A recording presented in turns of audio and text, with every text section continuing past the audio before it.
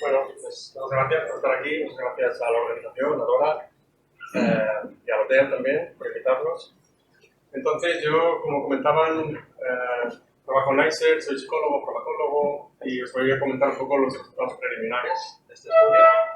Déjame decir antes que voy a empezar con algo más poético y no tan científico, que me parece especialmente idóneo el título que se le ha dado a esta conferencia, del renacimiento a la ilustración. Porque de hecho hace poco estaba leyendo un libro de un físico y filósofo francés que hablaba de la modernidad, de la ilustración, todo eso. Y decía que los valores de la ilustración siempre están en contradicción porque de alguna manera se persigue una mejora de la satisfacción personal mediante las maravillas de la técnica, ¿no? Mediante un énfasis en una racionalidad laica, alejada de todo lo tradicional, todo lo supersticioso, lo mágico.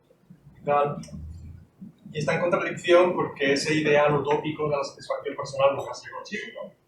A día de hoy, y durante la ilustración, pues siempre tenemos este vacío de sentido, ¿no? Que lo podemos llenar con cosas que vienen de la racionalidad más puramente laica. Entonces creo que en los psicodélicos también estamos ahí, se están estudiando desde la ciencia más robusta y más objetiva y tal, o pretendidamente objetiva, y se está dejando a un lado quizá todo lo que impregna también los psicodélicos, ¿no? Están impregnados de una historia que se hunde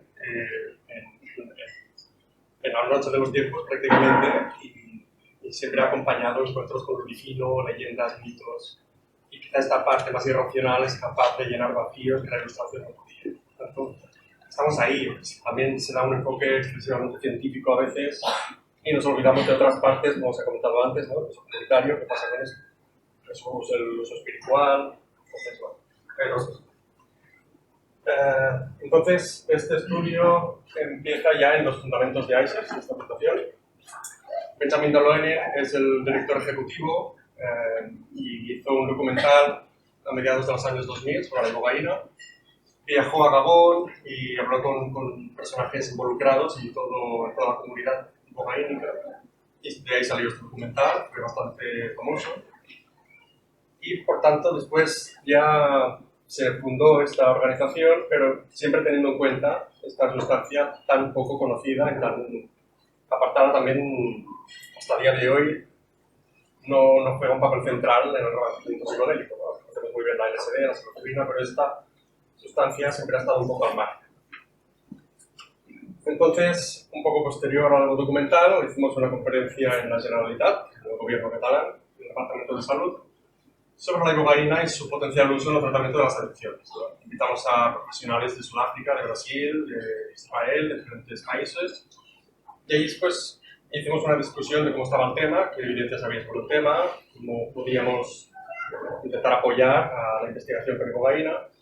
Y ahí José Carlos Bouso, que ya lo habéis escuchado antes, Jordi Rivas, estaban en el Hospital San Pau, con Manuel Barbaró, que era el director del servicio de farmacología. Y entonces se planeó hacer un primer estudio en el Hospital San Pau, en Barcelona, pero poco después el director de farmacología, Barbaró, falleció y se paralizó el proyecto. Y desde entonces se intentó reactivar por otras vías, ¿no? Hasta que hicimos una alianza con REO. En el diseño del protocolo, antes obviamente se hizo una revisión de toda la evidencia que hay a día de hoy, de lo que había entonces, sobre la ibogaína, y se vio, ¿no? En esta publicación, en el Journal of Psychedelic Studies, que había muchos estudios con metadona, utilizando ibogaína, pero siempre utilizando dosis muy altas, ¿no? Se daban dosis excesivamente altas que comportaban también muchos efectos adversos, principalmente, como os ha comentado Tre, a nivel cardíaco. Y esto, obviamente, también conlleva su riesgo de muerte. Hay muchas muertes asociadas a ibogaína y seguramente a estas dosis altas. Y, bueno, como os ha comentado Tre también, la metadona aquí en España pues, tuvo su rol en la epidemia de la heroína en los años 80-90. Pero a día de hoy pues, también supone una carga iatrogénica, ¿no? Porque mucha gente que está en metadona no puede dejar la metadona y se convierte en un tratamiento de por vida, por mucho que tu esfera laboral, familiar esté bien, pues no puedes dejar la metadona. Y en ese sentido hay un libro muy adecuado para informarse sobre los opiáceos en general, que es Los mensajeros del paraíso, de un científico, que es altamente recomendable porque explica la historia de cómo se descubrieron los receptores opiáceos en el cerebro, que no hace tanto de esto, en los 60, 70. Y también se describe en profundidad en qué procesos y funciones están involucrados los opiáceos internos, ¿no?, de nuestro cuerpo. Generamos naturalmente. Cuando estamos en el vientre materno estamos inundados de opiáceos porque facilita este estado de no necesitar comer, estar medio dormido, estar sedado. Estamos inundados de estos opiáceos cuando estamos en el vientre materno. También juegan un papel esencial en los vínculos sociales. Cuando eres un antagonista de los opiáceos a animales, sienten mucho más el dolor del aislamiento social, que antes hablaba Gerardo. Entonces, bueno, están involucrados en muchísimas funciones y en parte por eso, también por lo físico, obviamente, pero también por eso es por lo que la adicción a los opiáceos es tan intensa, ¿no? Porque está relacionada con muchos hábitos distintos y de manera muy esencial, ¿no? Entonces, se publicó de parte de Axels también un primer estudio de caso con ibogaína de una usuaria que quería dejar la heroína, la metadona. Y también esta usuaria llevaba 15 años, más o menos, con metadona. Y se hizo este primer estudio de caso, ¿no? Aicer se asesoró sobre el protocolo y sobre la manera de administrar la ibogaína. Y pues se observó esto, ¿no? Con dosis bajitas, de 150 miligramos de ibogaína, el síndrome de abstinencia de metadona sí que bajaba, pero a las pocas horas, a las 5 o 6 horas, pues volvía a subir. Y dosis más altas pues iban reduciendo el síndrome de abstinencia cada vez más, hasta que al final la dosis de 500 parecía ser la más efectiva y pudo limpiarse, y a día de hoy sigue sin tomar metadona. Entonces aplicamos este mismo modelo, este mismo protocolo al ensayo clínico y básicamente estamos viendo desde un punto de vista más científico y más riguroso si este protocolo sirve a nivel clínico y científico. De manera que solo para explicar un poco más el diseño, pues tenemos 2 grupos, de personas cada grupo, y tenemos distintas sesiones de ibogaína, ¿no? Y mientras que un grupo recibe en cada sesión 100 miligramos, el otro grupo recibe dosis ascendientes de ibogaína, 100, 200, 300, 400, hasta 600. Y cada dosis de ibogaína se combina con una reducción del 50% de la dosis de metadona.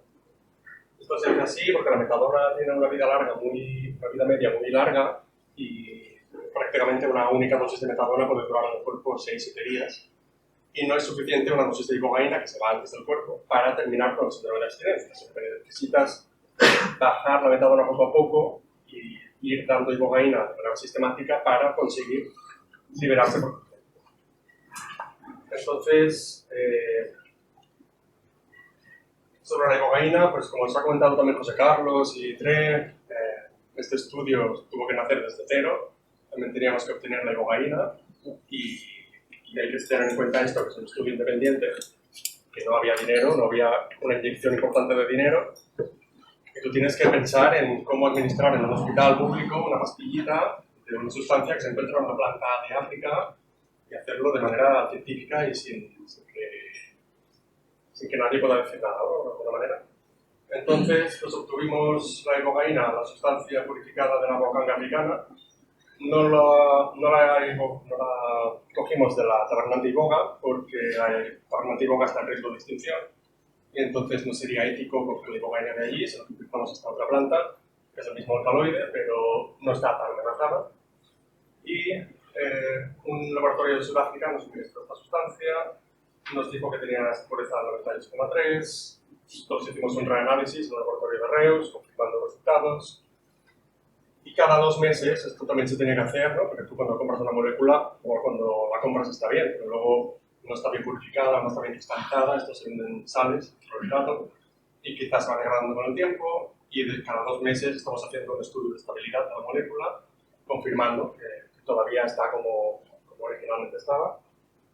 Y por el momento todo está bien, por supuesto.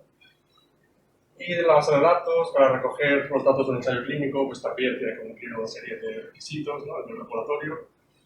Y en este sentido, el Instituto Catalán de Farmacología pues, nos ayudó en este sentido, nos proporcionó la base de datos electrónica en la que vamos picando todos los datos, y de manera que este cuadernillo electrónico cumple, obviamente, con todas las regulaciones a nivel de trazabilidad, de anonimato, de buenas prácticas clínicas, etc. Entonces, ya para hablar de datos de eficacia, los pacientes que hemos tratado hasta el momento, el síndrome de abstinencia a la metadona se interrumpe con la ibogaína en un periodo que va de las 15 a las 24 horas, normalmente. Esto es importante porque, desde el punto de vista clínico, la ibogaína es como un antídoto, una especie de antídoto, porque como os ha comentado Tre, la última dosis de metadona la toman el lunes por la mañana y el martes por la mañana, cuando tendrían que tomar otra vez metadona, vienen al hospital, le tienen ingreso y todo esto. Y allí algunos pacientes ya sienten síntomas de abstinencia, tienen un poco de mono, de lagrimeo, de nerviosismo, tal. Y es administrar la ibogaína y en 2-3 horas máximo es como que todos los síntomas se aplacan, la persona se queda tranquila, relajada, de repente no tiene necesidad de consumir más metadona, hasta esto, hasta 15-24 horas después de la administración de la ibogaína. Total que acaban pasando en muchos casos 48 horas sin tomar metadona, que es algo bastante inusual. En este caso teníamos dos pacientes también que sintieron el síndrome de abstinencia antes, pues de 6 y de 10 horas después de la ibogaína, que es un poco menos que el grueso de los pacientes, de los otros pacientes. Pero aquí influyen también muchos factores psicológicos, claro. Hay a veces factores de anticipación, ¿no? De miedo al mono, y por eso creo que tengo mono. Bueno, no sabemos muy bien a qué se deben estos dos casos, pero está bien tenerlo en cuenta. Y lo que os comentaba también Tre, ¿no? Que los pacientes ingresan y participan en el estudio con el objetivo principal de la metadona, pero son pacientes que consumen pues, también de forma habitual tabaco, alcohol y otras drogas. Y aunque no tengan la intención de dejarlas, es curioso porque algunos pacientes, claro, en el periodo de 24 horas que están en el hospital no pueden fumar. Cuando salen del hospital, algunos sí que tienen ganas de fumar, se fuman un poquitillo y tal, pero otros dicen, es que ni tan siquiera me apetece, he pasado un día entero sin fumar y no me fumaría ninguno, fumo un poco y lo tiro. Entonces es como que el efecto antiadictivo parece ser no específico de los opiáceos, sino que los mecanismos que al final facilitan el establecimiento de un hábito como es el consumo de drogas, ¿no? Sino que en realidad la ibogaína pues, podría aplicarse también a otras adicciones, a otras sustancias, pero quizá también comportamentales, ¿no? Entonces, bueno, a nivel de gráfico, pues veis la reducción de dosis de metadona utilizada, ¿no? Teníamos un paciente que tomaba 100 miligramos de metadona, que es una dosis bastante alta, que acabó tomando estos 14 miligramos, que os he comentado y ahora ya no toma nada. Y en general permite reducir muchísimo la dosis de metadona y en un tiempo muy reducido.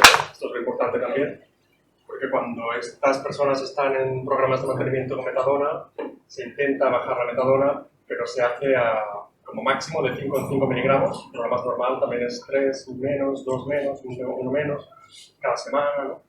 Por tanto, puede llevar años quitarte la metadona y aún así hay personas que se quedan a un umbral de dosis y por mucho, aunque bajes 1 miligramo más, ya sienten mono y no puedes bajarlos más, ¿no? Entonces, ver una reducción tan dramática en 6 semanas, pues realmente es un resultado poco habitual y bastante excepcional. Y en cuanto a seguridad, pues sí que hubo efectos adversos, pero por suerte no tuvimos efectos adversos graves ni severos. Los más comunes fueron acúfenos, que curiosamente algunas personas que consumen psicodélicos, o DMT o LSD, también pueden tener estos acúfenos. Aunque también conozco personas que después de consumir LSD también se les suavizan, o sea, no sé, hay algo extraño con los acúfenos. También hay insomnio, astenia, somnolencia, temblores, fotosensibilidad y tensión muscular. Y algunos de estos efectos, claro, no sabes si es por el efecto de la ibogaína o por el mono que empieza a aparecer, ¿no? Por tanto, también se acostumbra a confundir la sintomatología. Y esto de los QT, que os comentaba Tre también, el QT es un parámetro del electrocardiograma. Y cuando se alarga mucho, más allá de 500, 520, es cuando puede aparecer arritmias malignas y muerte súbita, ¿no? En lo peor de los casos.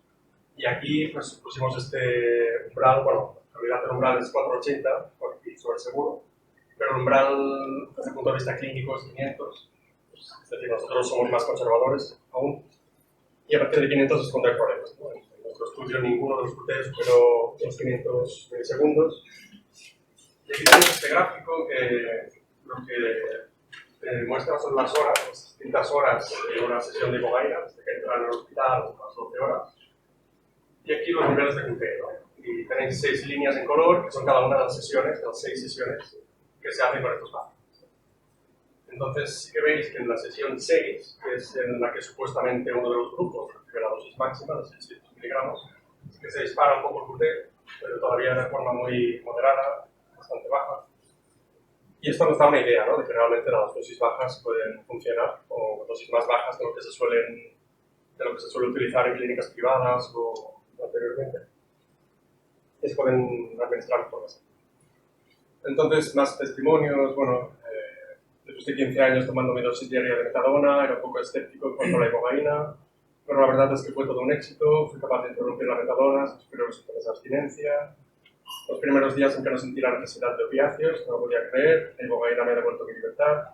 Mi vida ha mejorado mucho desde entonces, no tener constante miedo de los síntomas de abstinencia es maravilloso para alguien que ha vivido con eso durante muchos años, que llevaba 15 años con metadona.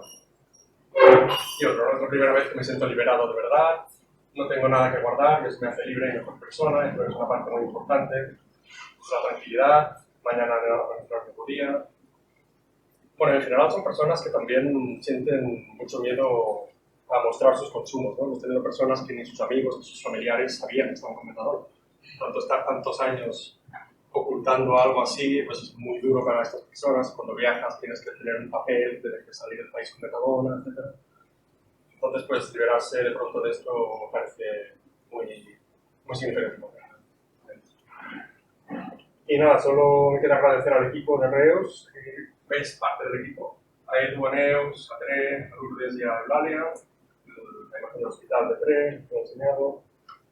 Y por supuesto a todos los funders, ¿no? Como vamos diciendo de manera sistemática, esto es un estudio independiente.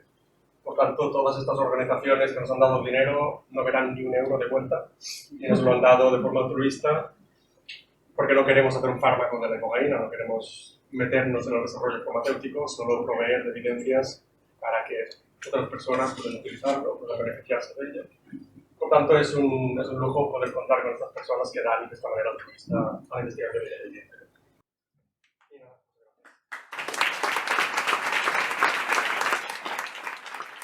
Bueno, gracias por la presentación. Yo tenía un par de preguntas. La primera, en realidad, la acabas de contestar. Que te iba a preguntar qué quiere decir exactamente que vuestra investigación es independiente.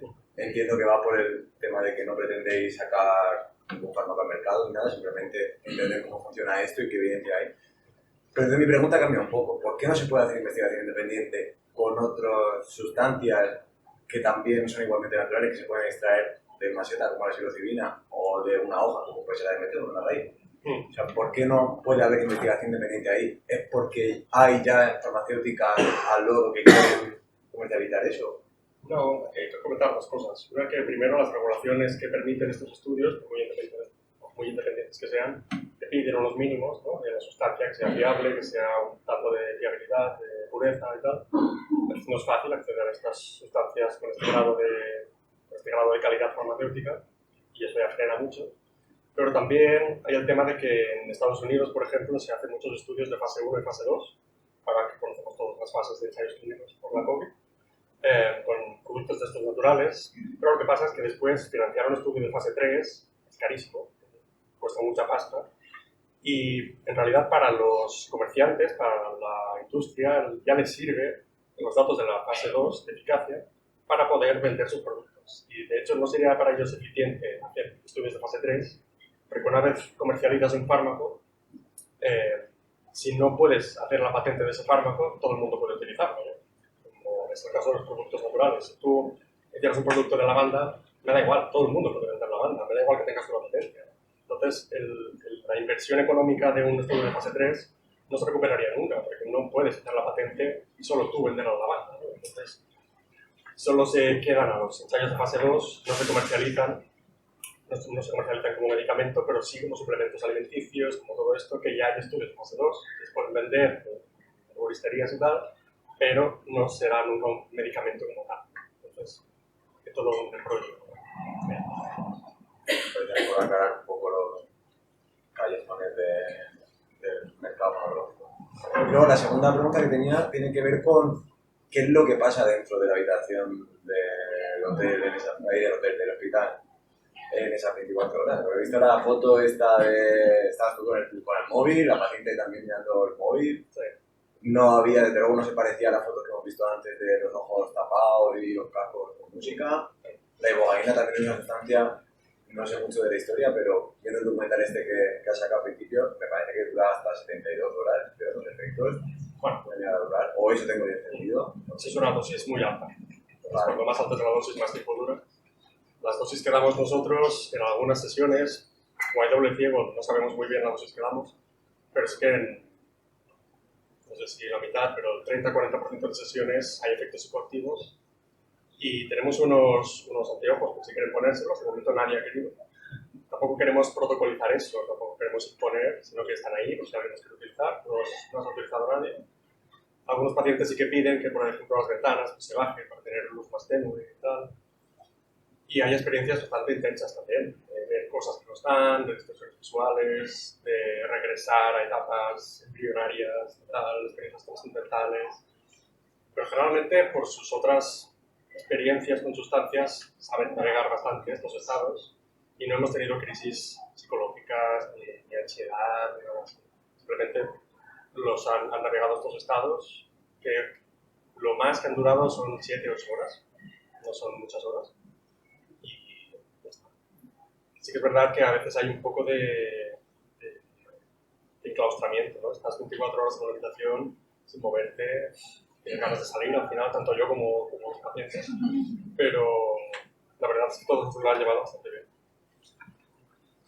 Bueno, dejadme compartir una anécdota, porque como ha comentado Tre, claro, empezamos esto en noviembre de 2020, cuando había las sucesivas olas de COVID, y el hospital muchos días no tenía ni habitaciones libres, estaba todo lleno de pacientes, y algunas sesiones las tuvimos que hacer en un box de urgencias.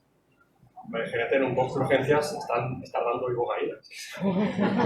Bueno, es una trinchera, pero bueno, como esta sustancia ya tiene historia de utilizarse en trincheras, bienvenido. Sí, muchas gracias a Tere y a ti por la presentación fantástica. Y tenía una duda, ahora que tenéis ya mayor experiencia clínica con esta sustancia, que ya habéis rodado un montón, ¿no? Un montón de pacientes, me gustaría saber si a vuestro criterio, para un próximo estudio, cambiaríais o suavizaríais de algún modo los criterios de exclusión. Porque los que habéis mencionado antes, es verdad que hay que ser más papista en lo sano, o sea, perdón, más proteger más el tema de la seguridad del estudio, pero según se va viendo, ¿creéis que hay cosas que a lo mejor ya no quieren ser tan estricto con ellas? Puedes responder más tú. ¿Criterios de exclusión? Bueno, primero la exploración cardíaca es imprescindible, ¿no? Porque claro, además estamos con personas que ya la metadona les alarga la vida de otros psicofármacos. Pero yo diría que igual si se manejan dosis bajas, según qué tipo de psicofármacos se podrían compatibilizar. Porque si no estamos excluyendo, ¿no?, a personas que, o sea, alguien me comentaba que siempre las personas con trastornos, por ejemplo, afectivos o bipolares, no tienen nunca acceso a un tratamiento de este tipo.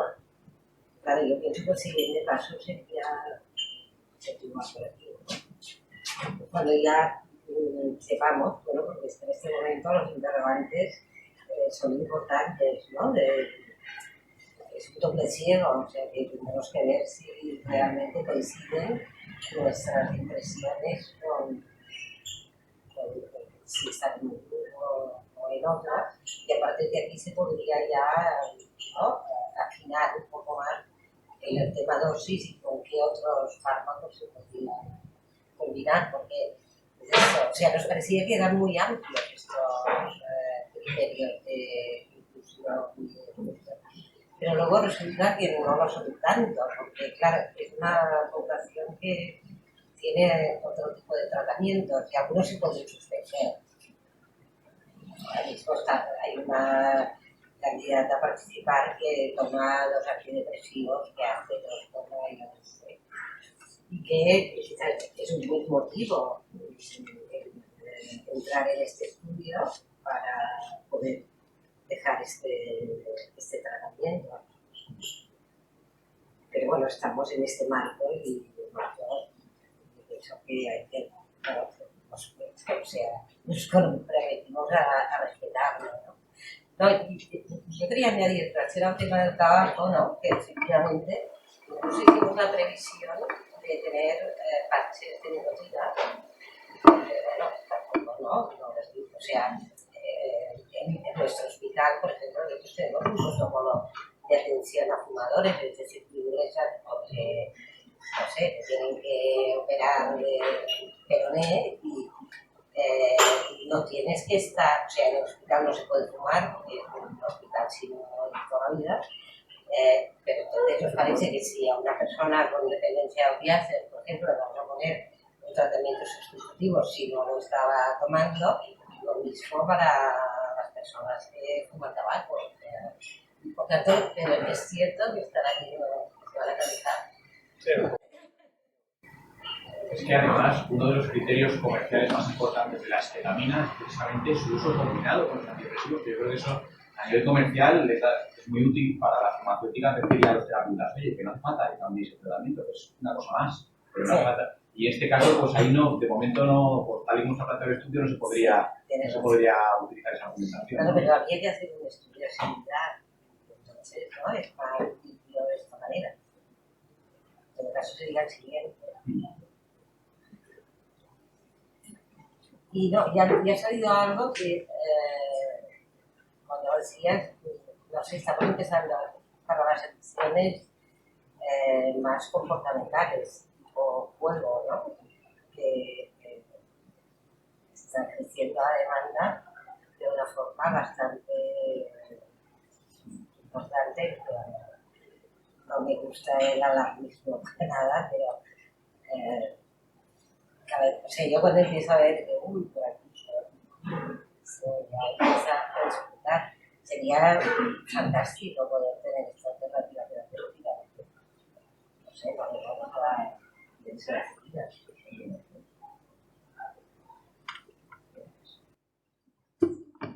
Lo siento, no sé si tenemos tiempo para más preguntas, porque ya estamos un poco tarde con todo. Pero quiero decir un grande gracias a vosotros por este estudio impresionante.